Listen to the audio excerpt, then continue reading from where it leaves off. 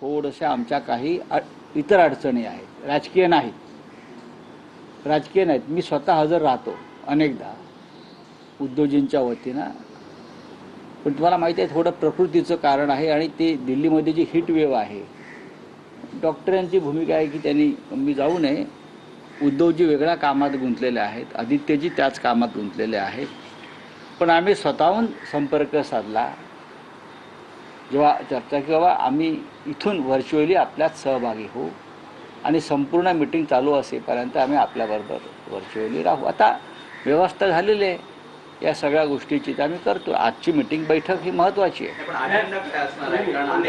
आजची बैठक अत्यंत महत्त्वाची आहे, कारण ममता बॅनर्जींनी स्वतः पुढाकार घेऊन ही बैठक आयोजित करायला लावली. याआधी इंडिया ब्लॉकच्या बैठकीपासून तृणमूल काँग्रेस दूर राहिली, पण पश्चिम बंगालच्या निकालानंतर त्यांना महत्त्व पटलं की विरोधकांची एकजूट असायला पाहिजे, इंडिया अलायन्सची एकजूट असायला पाहिजे. आणि स्वतः ममता बॅनर्जी दिल्लीत पोहोचलेले आहेत. स्वतः शिवसेना पक्षप्रमुख उद्धव ठाकरे आज मुंबईतून त्या बैठकीत सामील होतील. आता अजेंडा म्हणाल तर अजेंडा एकच आहे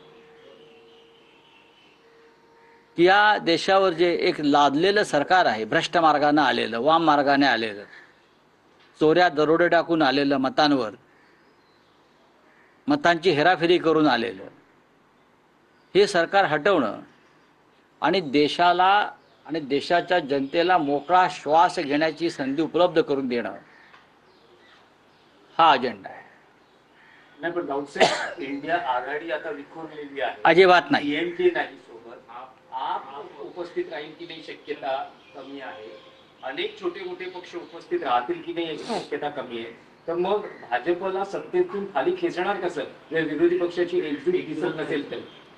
तुमच्या माहितीसाठी मी इतकंच सांगेन की इंडिया अलायन्स अजिबात विखुरलेला नाही. जे प्रमुख घटक पक्ष आहेत आतापर्यंत इंडिया आघाडीबरोबर राहिलेले, ते आजही आम्ही राहुल गांधींच्या नेतृत्वाखालच्या इंडिया आघाडीमध्ये सामील आहोत. आपचा विषय हा स्वतः काँग्रेस आणि केजरीवाल चर्चा करते. पंजाबचं राजकारण त्याच्यामध्ये खास करून आलेलं आहे. निवडणुका तामिळनाडूमध्ये द्रमुक पक्ष हा काँग्रेस पक्षाचा आणि इंडिया आघाडीतला एक जुना सहकारी आहे. आम्हाला खात्री आहे की भविष्यात ते सुद्धा आमच्याबरोबर पुन्हा सामील होतील. याला तामिळनाडूचं स्थानिक राजकारणाची एक कंगोरा आहे.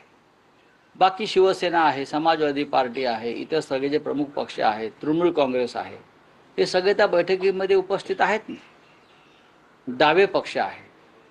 अजून तुम्हाला कोण हवे सांगा मला. 23 पक्ष आज सहभागी होत आहेत. एकमत होईल का? कारण मागच्या वेळेस सुद्धा पंतप्रधान पदाचा चेहरा 2029 आता कोण आहे? नाही, माननीय शिवसेना पक्षप्रमुख उद्धव ठाकरे यांची कायम भूमिका ही राहिलेली आहे की निवडणुकीला सामोरं जाताना एक चेहरा आपण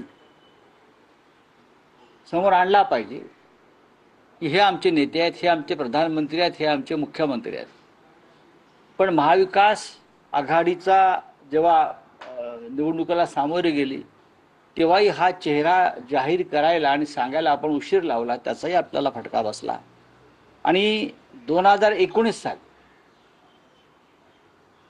2024 साली आमची सगळ्यांची भूमिका होती की प्रधानमंत्री पदाचा चेहरा घेऊन आपण समोर जायला पाहिजे. आताही आमचं तेच म्हणणं आहे उद्धव ठाकरे साहेबांचं की 2029 साली निवडणुकीला सामोरं जाताना आपला चेहरा जो आहे हा आपण समोर ठेवून लोकांसमोर जायला पाहिजे. एक आहे की इंडिया आघाडीमध्ये तुम्ही महत्वाचे नेते आहात.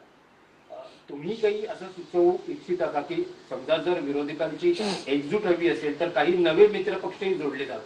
उदाहरणार्थ महाराष्ट्रात राज ठाकरे यांची महाराष्ट्र नवनिर्माण सेना यांनीही इंडिया आघाडीत यावं यासाठी तुम्ही स्वतः काही प्रयत्न करता?